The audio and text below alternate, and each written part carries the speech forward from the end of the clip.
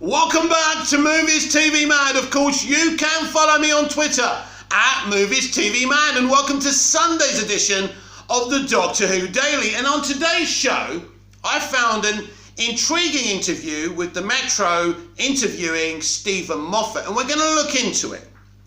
Doctor Who needs to break the rules. Stephen Moffat on Series 13, his hopes for Sherlock, and why he's returning to comedy. Of course I watch it. I always watch Doctor Who. 4 years after he departed as head writer of the BBC's beloved sci-fi, Stephen Moffat now chats about the show like any die-hard fan, albeit one with a very close relationship with current showrunner Chris Chibnal, which makes him biased, of course. I sent Chris an apology if I can't turn it on live. If I have to watch it later, as I did this week, he confessed to metro.co.uk.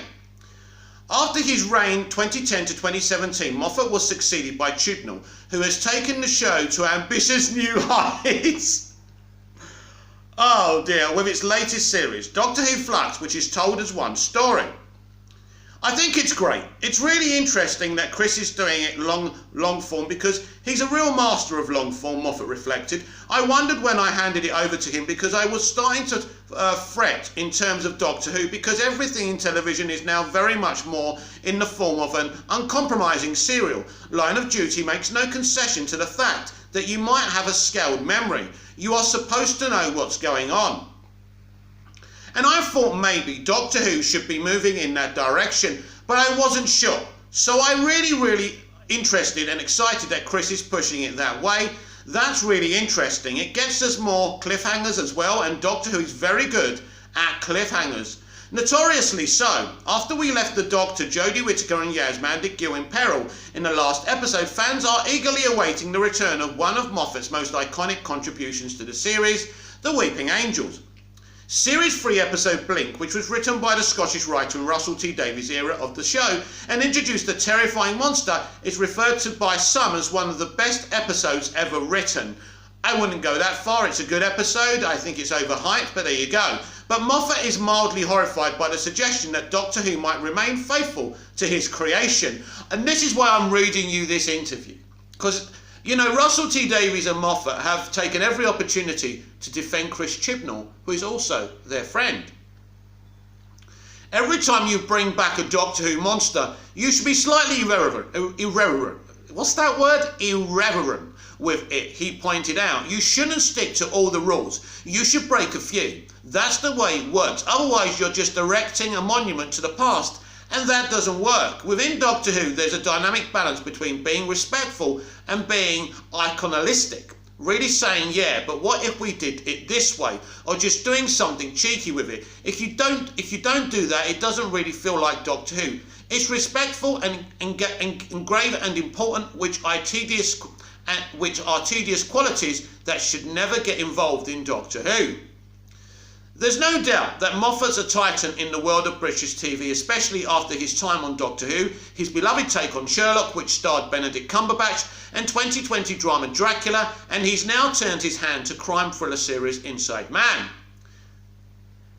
The cast is absolutely incredible, but even Moffat was initially concerned that they were unattainable. David Tennant's schedule wasn't working out. Lydia West seemed out of the reach due to just starring in RTD's wildly popular It's a Sin, and Stanley Tucci was, well, Stanley Tucci. Thankfully, though, the stars aligned in just the way they should for a Stephen Moffat BBC drama.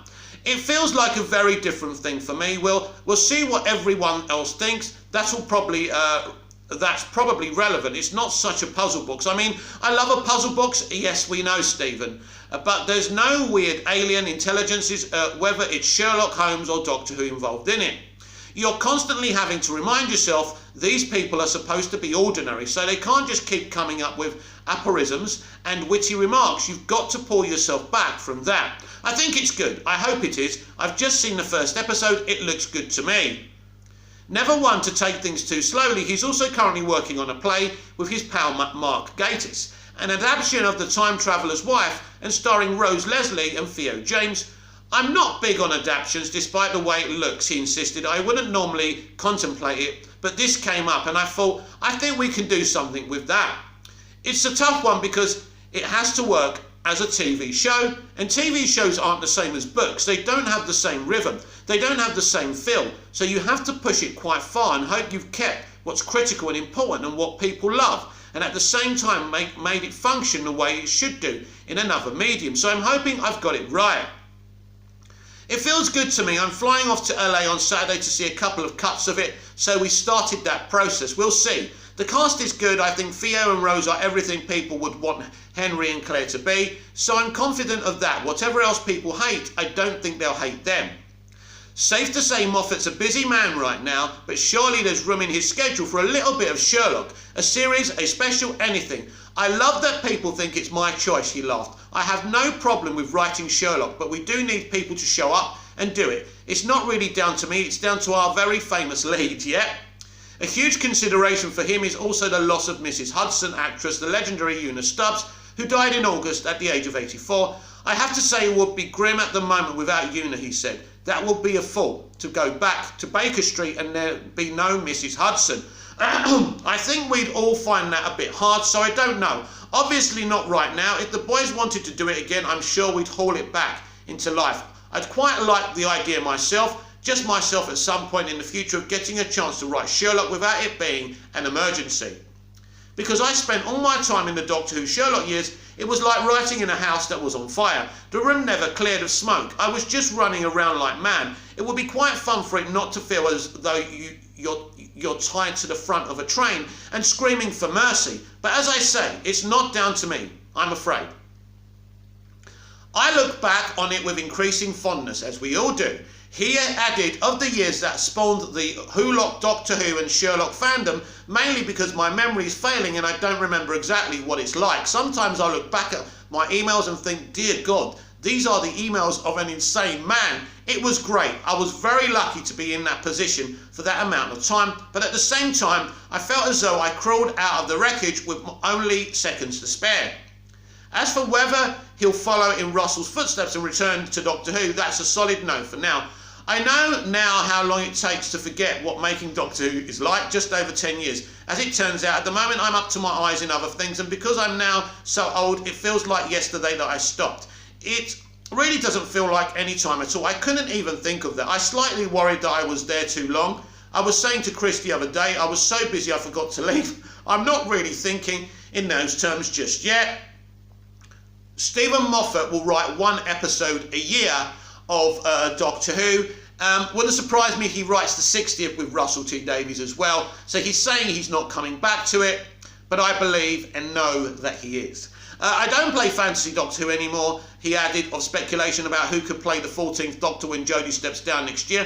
I spent several years of my life fretting about who Doctor Who should be. It's a very big responsibility, so now that is not my job anymore. I just wait with enthusiasm and interest to see who it will be. I've got no insider information on that at all. I talked to Chris and Russell, of course, but I forbid them to tell me anything, so I don't know what's going on. I'm sure it'll be somebody brilliant. Let's hope so. Looking to the future, you would think he's keen to have slightly more chill time of it, but not quite. I've got a couple of projects that I've written episodes of, 2 projects that I'm trying to place somewhere that I'm trying to get made, he told us. There's new stuff. If it all comes off, I'll be in hell again, but I'm assuming it won't. I say this, both of them are comedies. I used to do a lot of comedies and I miss it, and my play, The Unfriend, is a comedy, so I really fancy doing a comedy. If my comedy isn't so appallingly old-fashioned that it will be derided. I did fancy just making people laugh again. So that is the article. It's a great interview. Stephen Moffat is very humble. One piece of work he didn't discuss on that was Jekyll. Jekyll is Stephen Moffat's, in my opinion, greatest work. He's done a lot of great stuff. Look, consistently his Doctor Who isn't the best thing ever, but individual elements of his Doctor Who are full of wonder. And you know, wonder and, you know, magic, and it's an immersive experience. But that doesn't mean I think his era was great consistently, but he did a lot of good things. But Jekyll is amazing. It stars James Nesbitt in a modern day story of the Jekyll and Hyde concept, and it's very, very good. So if you haven't seen it, check it out. As I say, I think it's his best work. So let's read. I don't really want to discuss Sherlock or the other stuff because this is the Doctor Who Daily. I just thought I'd read the whole interview because I thought you might be interested in it.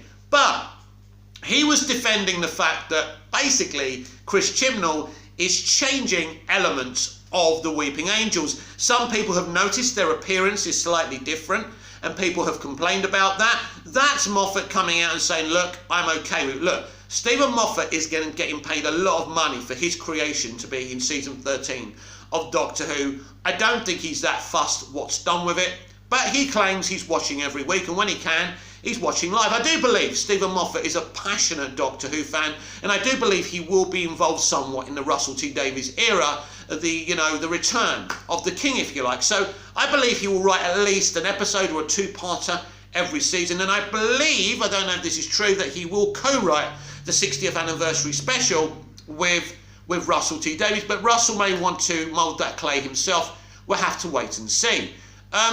In the defence of Chris Chibnall and the changes of the Weeping Angels, I think there's going to be some very big stuff here.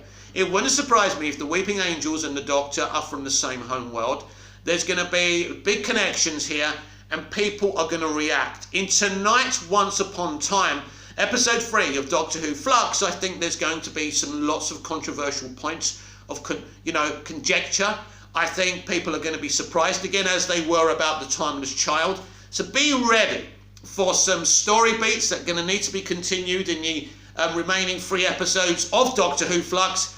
But also, the Weeping Angels will be changed considerably in origin. I believe Chibnall is dealing with their origins. He's obsessed with iconic characters' origins because he's decided, even though nobody asked for it, to give the Doctor an origin story. Listen, best thing is, let it play out. Let's see what they do here, and then we can judge it, we can critique it, and we can see what it's all about. Now, everyone's giving Chris Chibnall kind of credit for doing an event series. Now, Doctor Who's never really done an event series, but it did used to have these kind of, these multiple episodes set in one story. So the idea was there already, but as Stephen says, it does give an excuse for cliffhangers, and I have missed the classic, iconic Doctor Who cliffhangers. Listen, Chris Chibnall is a man who's tried to take Doctor Who to the original classic series, but also kind of give commentary to his political narrative as well. It's a bit like Stephen Moffat's Doctor Who. Some of it's great, some of it's not so great, but unfortunately he hasn't given his Doctor the stage or the clay to mould, and that's a shame. But we'll see how we get on in tonight's episode. And don't forget, I will be watching Doctor Who Flux episode 3, Once Upon Time, should I say? Sorry about that, always get that wrong. It's an easy mistake to make, for crying out loud. Be gentle with me. But yeah, I will be reviewing it on tomorrow's Doctor Who Daily. I should be able to watch it on very early on Monday morning. That's when it's posted on Amazon Video. It's the only way I can watch it, as I've said to you many times, because I live in here in Cyprus and I don't have access to the BBC. But I'm excited for it, and we'll see how it all pans out. This has been the Doctor Who Daily. I'm Mick, your host with the most. Just ask your girlfriends and your wives. Please like, share, subscribe, comment down below, please, and hit the notification bell so you never miss this perfection. And I'll be back tomorrow with my review, reaction, and opinions of Doctor Who Flux, episode 3, Once Upon Time. Until then, goodbye.